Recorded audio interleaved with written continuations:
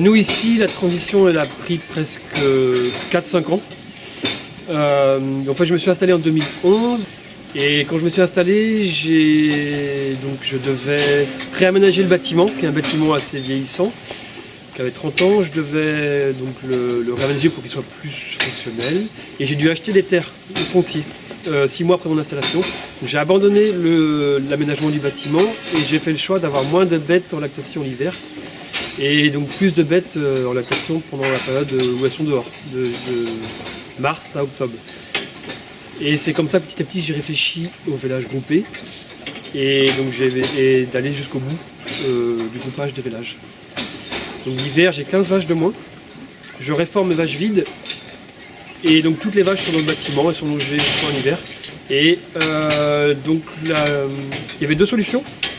Soit je passais en monotraite pour améliorer la fertilité des vaches, soit je croisais les laitières pour qu'elles soient mieux conformées, pour avoir moins de lait en début de lactation et une meilleure fertilité. Et donc j'ai fait le choix de commencer un programme de croisement.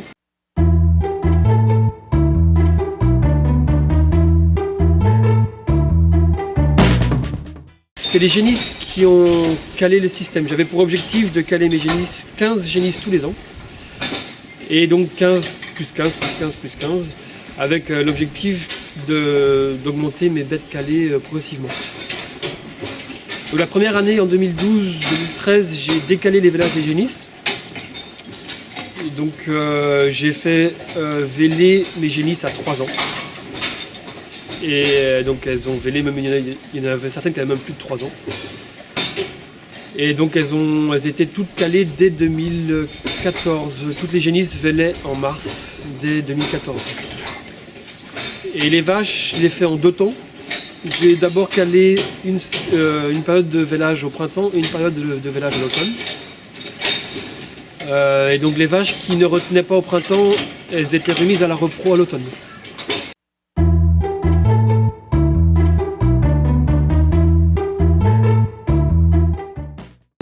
D'abord, le système il peut marcher que si les bêtes sont fertiles. Donc la condition c'est la fertilité en fait. C'est la chose la plus importante. Après, ça dépend aussi au niveau économique. Pour moi il faut être prudent. Parce que la transition elle est assez longue, donc on peut perdre de l'argent. On a quand même 2 années je pense qui sont un peu plus tendues. Et donc nous ici moi j'ai fait le choix quand j'ai fait le choix de grouper les vélages d'avoir un peu plus de bêtes, 10 vaches en plus, pour anticiper la perte de lait par vache avec le croisement. Et donc j'ai perdu 1000 litres par vache par rapport à mon bio. Avant on faisait autour de 6000 litres. Avec les vaches croisées en 3 voies, on fait 5000. Donc j'ai augmenté de 10 vaches pour anticiper cette perte de lait et de revenus. Globalement, en général, moins de lait c'est quand même moins de revenus. Et en dernière chose, c'est aussi ici la condition, j'arrête de traire les vaches l'hiver si j'ai la trésorerie pour passer l'hiver.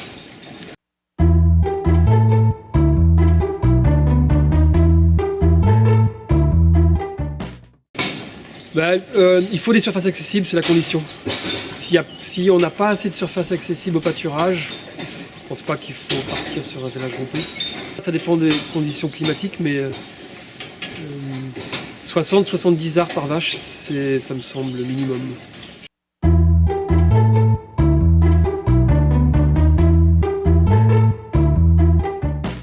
Ce qui est plus difficile, c'est quand on a des vaches taries l'hiver, donc qui ne sont pas productives, et des vaches en lactation. Et moi j'ai augmenté un peu mes stocks disponibles. J'étais assez prudent, donc en général au mois d'octobre j'achetais du foin pour les vaches taries, si j'avais un manque de stock. Et dans la réalité après, les vaches taries consomment moins l'hiver. Donc le besoin réel il est plutôt dans la période de lactation. Quand il y a un manque d'eau, entre mars et août, c'est là qu'il y a des différences d'une année à l'autre. Quand on consomme plus de stock dans cette période-là, ça se répercute sur l'hiver. Mais en général, l'hiver, en vélage groupé, on consomme moins de stock. Les vaches sont taries, donc elles consomment 2-3 kg de moins par vache. Le problème, c'est quand on augmente le nombre de bêtes pendant la transition et que ce nombre élevé consomme du stock supplémentaire en juillet-août par exemple, quand il y a des périodes plus sèches. Et là, donc là, ça a une répercussion sur l'hiver après, quoi.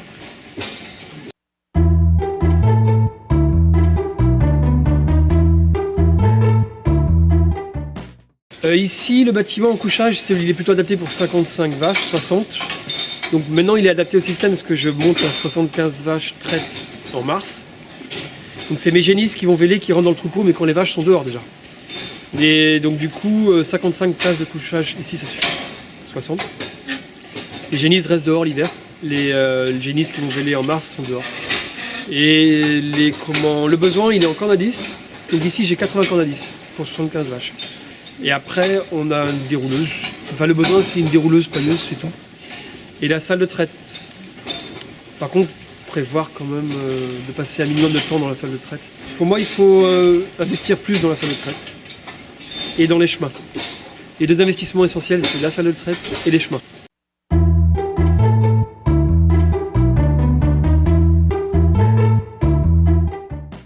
J'ai pas beaucoup de bâtiments, donc les génisses, les veaux étaient en bâtiment avant.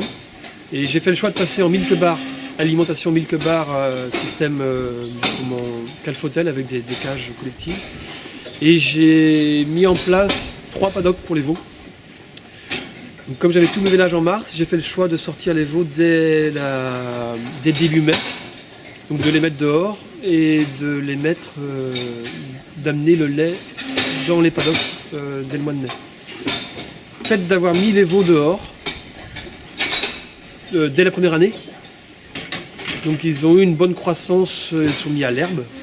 Donc lait plus herbe, donc ils ont une bonne croissance dès la première année.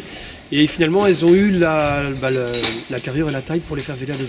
Et je pense que c'est cette mise à l'herbe précoce qui fait qu'elles gagnent un an.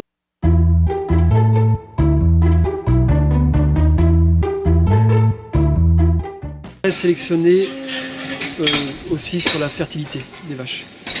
La fertilité, c'est un caractère génétique, mais il est aussi amélioré par le croisement. Donc rien que le fait de croiser, on améliore la fertilité, mais c'est pas suffisant. Je pense qu'il faut aussi sélectionner dans chaque race des taureaux fertiles. Il faut faire les deux.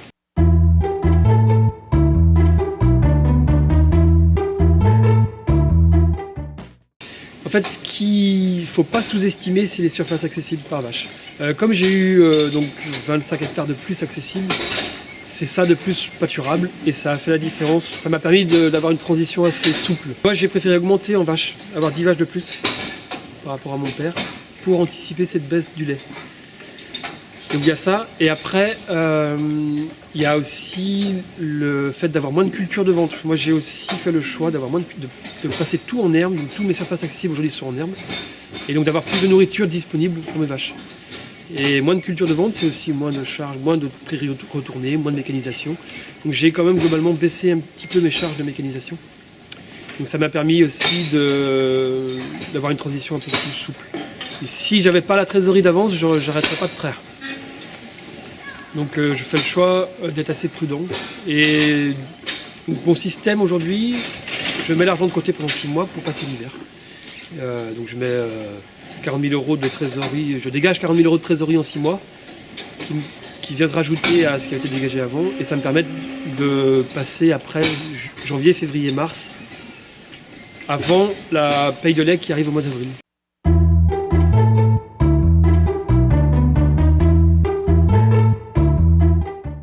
Ici, moi, je suis encore dans une période où je rachète la ferme de mon père. J'ai mon frère qui est salarié à temps plein, donc j'ai quand même un chiffre d'affaires minimum à faire. C'est possible de faire ça, mais bon, à ce moment-là, il faut aller jusqu'au bout et on baisse toutes les charges compressibles sont baissées, quoi. Je préfère faire un petit peu plus de chiffre d'affaires et baisser mes charges en face, charges opérationnelles et les charges de mécanisation. Mais j'essaie de maintenir quand même un chiffre d'affaires minimum. Ici, j'avais des objectifs de BE de 70 000 € de BE quand je me suis installé, avec un minimum, avec un salarié. Donc le BE, c'était le salarié déjà payé, c'est ce qui me reste pour moi, avec 50 000 € d'annuité. Et dans la réalité, je suis plutôt autour de 80-90 000 € de BE en moyenne. Donc ça fait 30 à 40 000 € de revenus disponibles. Donc globalement, je pense qu'il faut, pour moi, dans mon cas, il faut prévoir toujours ces 30 à 40 000 €.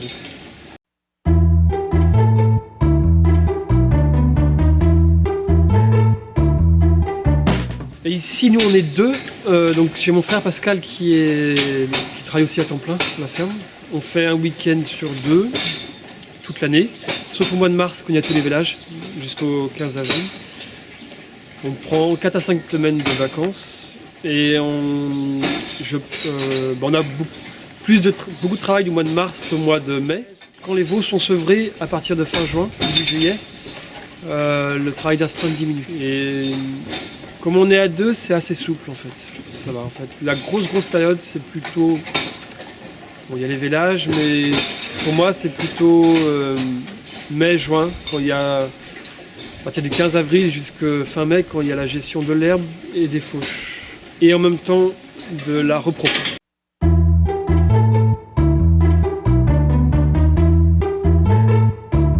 Après, sur la transition sur les vélages, sur le vélage groupé, je pense que ce qui est important, c'est de... une fois qu'on a commencé, pas faire demi-tour en fait. C'est-à-dire, le risque, il est si on commence à lancer ce système et qu'on ne va pas jusqu'au bout. Donc soit on est dans la réflexion et on décide de le faire, mais il faut vraiment, une fois qu'on a commencé la transition, il faut aller au bout et ne pas faire demi-tour en route. Là, il y a un risque financier si on commence, si on ne va pas au bout. Si au bout de 2-3 ans, on revient en arrière. Et je pense là-dessus, il faut être assez clair dès le départ. Et le système, en fait, ce qui est intéressant, je pense, c'est que ça demande pas, on peut avoir l'impression que ça demande une technicité importante. En fait, c'est pas tout à fait vrai. Par contre, ça demande une rigueur dans les dates, dans les choix qu'on fait, et d'être rigoureux sur les choix qui sont faits. Et après, les tenir. Ça demande pas une technicité en fait supérieure à faire du lait l'hiver. C'est pour moi plus compliqué que de faire du lait du mois de mars au mois d'octobre avec de l'herbe pâturée. Donc c'est plus facile de faire du lait quand il y a une base d'herbe pâturée dans notre système.